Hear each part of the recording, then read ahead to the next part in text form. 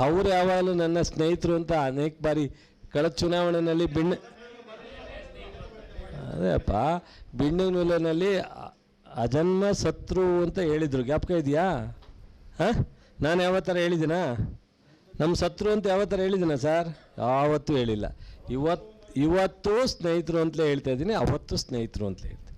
So ಮುಂದೇನೂ ಸ್ನೇಹಿತರು ಅಂತಲೇ ಹೇಳ್ತೀನಿ. ನಾನು ಯಾವತ್ತೂ ಅವರನ್ನು ಕೆಟ್ಟದಾಗ ಮಾತಾಡ್ಲಿಕ್ಕೆ ಇಚ್ಛೆ ಪಡಲ್ಲ. ಅದು ಯಾರೋ ಪಾಪ ತಗಡು ಮಂತ್ರಿ ಅಂತ, ತಗಡ ಅಂದರೆ ಏನು ಗೊತ್ತಿಲ್ಲ. ತಗಡಿಗೆ ಭಾಳ ಲಘುವಾಗಿ ಪಾಪ ಟೀಮ್ ಚೆನ್ನಾಗಿದೆ, ಭಾಳ ಸ್ಫೂರ್ತಿಯಾಗಿ ಚುನಾವಣೆ ಮಾಡೋದಕ್ಕೆ. ಯಾಕೋ ನೆನ್ನೆ ಬಹುಶಃ ನೆನ್ನೆ ಏನೋ ಬೈತಾರೆ ಅಂತ ತಿಳ್ಕೊಂಡಿದ್ದೆ ನಾವು. ನನ್ನ ರವಿನ ನರೇಂದ್ರ ಸ್ವಾಮಿನ ಎಲ್ಲರೂ ಟೀಕೆ ಮಾಡ್ತಾರೆ. ಸದ್ಯಕ್ಕೆ ನೆನ್ನೆ ಯಾರೂ ಟೀಕೆ ಮಾಡಿಲ್ಲ. ಯಾರೋ ಕಾಯೋಣ, ನೋಡೋಣ, ಅವತ್ತು ಮಾತಾಡೋಣ.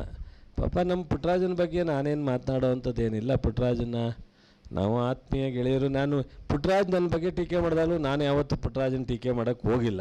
ಇನ್ನೇ ಕುಮಾರಸ್ವಾಮಿಯವರು ಧನ್ಯವಾದ ಹೇಳವ್ರೆ, ಪುಟ್ಟರಾಜನ ಬಗ್ಗೆ ಭಾಳ ಸಾಫ್ಟ್ ಆಗವ್ರೆ ನಮ್ಮ ಸ್ನೇಹಿತರು ಅಂತ. ಪುಟ್ಟರಾಜು ನನ್ನ ಡೆಡ್ ಆರ್ಸು ಅಂದಾಗಲೂ ನಾನು ಹಿಂತಿರ್ಕೊಂಡು ಅವ್ನು ಬೈದಿರಲಿಲ್ಲ. ಹೇಳ ಯಾವ ಥರ ಅಂದಿದ್ದೀನ? ಅವತ್ತು ಅಂದಿಲ್ಲ. ಈಗ ಸತ್ಯಕ್ಕೆ ಜಯ, ಧರ್ಮಕ್ಕೆ ಜಯ. ಧರ್ಮ ನಮ್ಮ ಹತ್ರನೂ ಇದೆ, ಅವ್ರ ಹತ್ರ ಮಾತ್ರ ಅಂತ ಅವ್ರು ಅನ್ಕೊಂಬಿಟ್ಟು ಹೇಳ್ಬಿಟ್ಟಿದ್ದಾರೆ. ಆದರೆ ಧರ್ಮ ನಮ್ಮ ಹತ್ರನೂ ಇದೆ, ಸತ್ಯ ನಮ್ಮ ಹತ್ರನೂ ಇದೆ. ಅದರ ಜೊತೆಗೆ ಈ ಜಿಲ್ಲೆಯ, ಈ ರಾಜ್ಯದ ಜನರ ಪರವಾಗಿ ಅನೇಕ ಕಾಂಗ್ರೆಸ್ ಪಕ್ಷ ಅಧಿಕಾರಕ್ಕೆ ಬಂದ ಮೇಲೆ ಸಿದ್ದರಾಮಯ್ಯನವರ ಆಡಳಿತದಲ್ಲಿ ಇಡೀ ಸ್ವತಂತ್ರ ಬಂದ ಮೇಲೆ 77 ವರ್ಷ ಕೊಡದೇ ಇರುವಂಥ ಎಲ್ಲ ಕಾರ್ಯಕ್ರಮ ಕೊಟ್ಟಿದ್ದೀವಿ. ಮಂಡ್ಯ ಜಿಲ್ಲೆಯಲ್ಲಿ ಅತ್ಯಂತ ಹೆಚ್ಚು ಅಭಿವೃದ್ಧಿಗೆ ನಾವು ನಾಂದಿ ಆಡಿದ್ದೀವಿ ಆಗಲೇ. ಹಾಗಾಗಿ ಅದು ಎಲ್ಲವೂ ಸೇರೇ ಚುನಾವಣೆ ಮಾಡ್ತೀವಿ. ಯಾವತ್ತವರು ಇಂಡಿಪೆಂಡೆಂಟ್ನಲ್ಲಿ ನಿಂತು ಗೆದ್ದು ಸಂಸದರಾದರು ಅವತ್ತು ನೀವು ಕೇಳಿದಾಗಲೂ ಒಂದೇ ಹೇಳಿದೆ, ಅವರ ತೀರ್ಮಾನಕ್ಕೆ ಅವರೇ ಸ್ವತಂತ್ರರು, ಅವ್ರ ತೀರ್ಮಾನ ಏನು ಬೇಕಾದ್ರೂ ತಗೊಳ್ಳಿ, ನಾವು ಇದರಲ್ಲಿ ಮಧ್ಯದಲ್ಲಿ ಪ್ರವೇಶ ಮಾಡೋವಂಥ ಸಂದರ್ಭ ಬರಲ್ಲ ನಮಗೆ ಅಂತ ಹೇಳಿದ್ದೆ. ಇವತ್ತು ಅಷ್ಟೇ ಅವ್ರ ತೀರ್ಮಾನ ಅವರು ಸೂಕ್ತವಾಗಿ ತಗೋತಾರೆ. ಅವರು ಇಂಡಿಪೆಂಡೆಂಟಾಗಿ 5 ವರ್ಷ ಭಾಳ ಸಮರ್ಥವಾಗಿ ನಿಭಾಯಿಸಿದ್ದಾರೆ.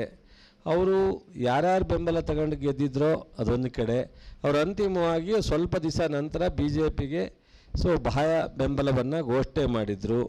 ಅದಾದಮೇಲೆ ಅವರು ಭಾಳ 2 ತಿಂಗಳಿಂದ ಅವರು ಅವರ ಬೆಂಬಲಿಗರು ಟಿಕೆಟ್ ನನಗೇ ಕೊಡ್ತಾರೆ ಅನ್ನೋ ಒಂದು ತುಂಬ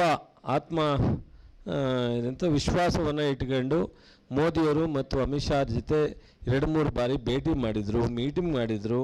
ಇವತ್ತು ಅಂತಿಮವಾಗಿ ಈ ಒಂದು ಅಲಯನ್ಸ್ ಅಂತ ಏನು ಹೇಳ್ತೀವಿ ಅಂತ ಕನ್ನಡದಲ್ಲಿ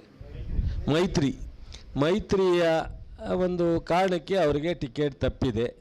ಈಗ ಅವರು ಬಹುಶಃ ಈಗ ಯಾರೋ ಅಂಬರೀಷ್ ಅಭಿಮಾನಿಗಳು ಹೇಳ್ತಿದ್ರು, ಹೆಂಗಣ್ಣ ನಾವು ಅವ್ರ ಜೊತೆ ಸೇರೋಕ್ಕಾಗತ್ತೆ, ಕಳೆದ ಬಾರಿ ಅವ್ರು ಏನೆಲ್ಲ ಅಂದರು, ಅಂಬರೀಷ್ ಬಗ್ಗೆ ಅಂದರು, ಸುಮಲತಾ ಅವ್ರ ಬಗ್ಗೆ ಮಾತನಾಡಿದ್ರು, ಇಷ್ಟೆಲ್ಲ ಕೆಟ್ಟದಾಗ ಮಾತಾಡಿ ನಾವೆಂಗಣ್ಣ ಅವ್ರ ಜೊತೆ ಹೋಗ್ಲಿಕ್ಕಾಗತ್ತೆ ಅಂತ. ಹಾಗಾಗಿ ಅವರು ಅವರ ಬೆಂಬಲಿಗರ ಜೊತೆ ನಾಳೆ ಏನೋ ಮೀಟಿಂಗ್ ಇದೆ ಅಂತ ಕಾಣುತ್ತೆ.